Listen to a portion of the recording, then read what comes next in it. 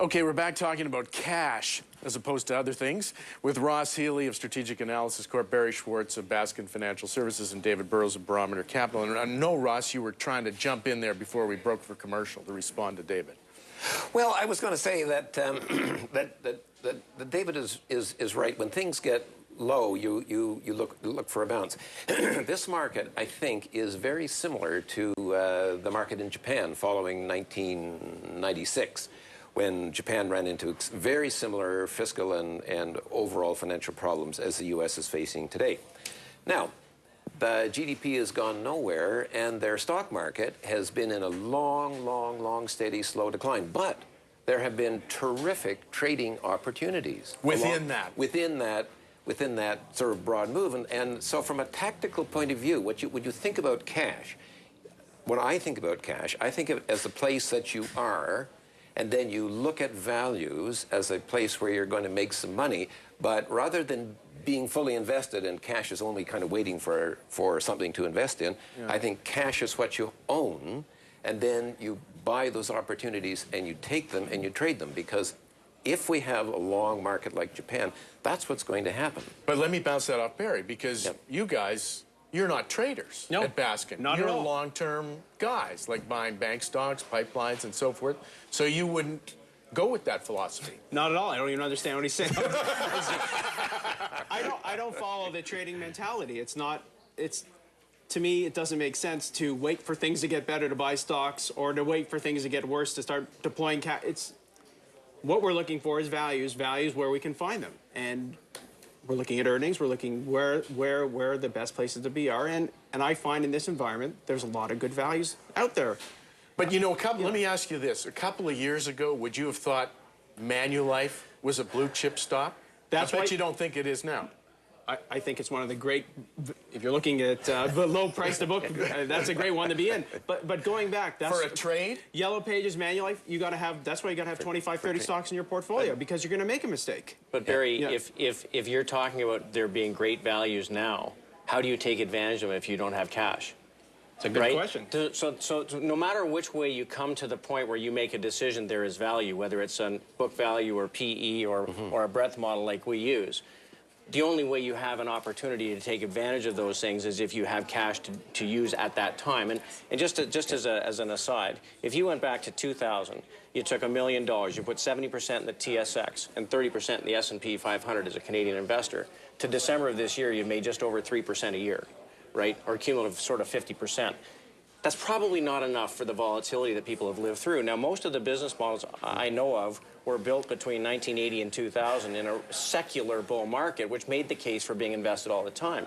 But we are clearly in a much more cyclical environment where you probably have opportunities to pick your spots. But let me ask you this, with the greatest respect, because you've been great guests over the year, but I have to ask you, do the fees you get skew your decision-making? I mean, is there pressure to invest because people are paying you not necessarily to hold cash, but to be invested? So if you weren't being paid those fees, my question is, would you have a higher cash component? Because deep down, you're nervous. Well, we charge a fee whether we're invested or not, but we get paid based on the return we generate, right? So it's not just about a flat fee, but ultimately the way you build your business is you grow the assets that you manage and you get paid based on the return you generate.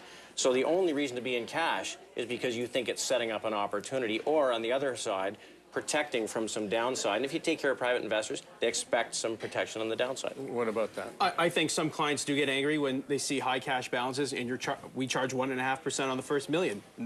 Why are you charging 1.5% on cash? I'm losing money.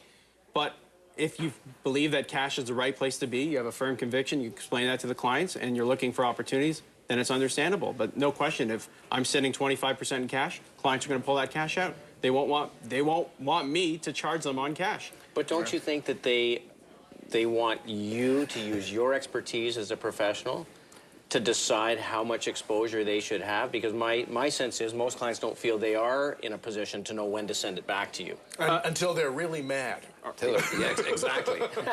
I run a straight advisory business, so I don't care whether the market's up, down, or sideways, but my clients do. and they pay me to keep them out of trouble. I mean, most of them have as you pointed out all too well, David, have been in mutual funds over the past number of years, and if the market's giving you 3, minus 2% or worse, they've got practically nothing. You may as well be in cash. They might and as not well. take the They risk. might as well have been in cash. That's right. So they basically pay me to keep them out of trouble and to take advantage of opportunities. But if there aren't opportunities, for heaven's sakes, don't get me in there and don't say, well, you know, I beat the index by 2% on the way down. You can't spend minus 20%. Yeah. Yeah, I think the client can't have their cake and eat it too.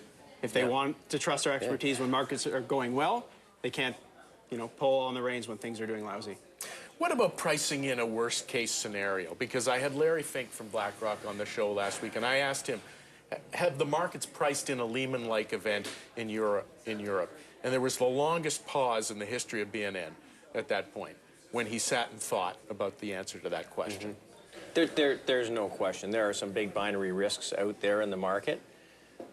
Having said that, the model I use, I've got about 55 years of history, and I've got some pretty tough environments, including the one 2 years ago, to judge against. And really, we from a psychology standpoint and from a market behavior standpoint, got to a point very close to where we were at the worst point of the systemic risk coming out of Lehman Brothers. So I think the market has priced a lot in, arguably. If you have a bunch of bank failures and you have defaults, it's not to say it can't get worse, and you have to pick your spots.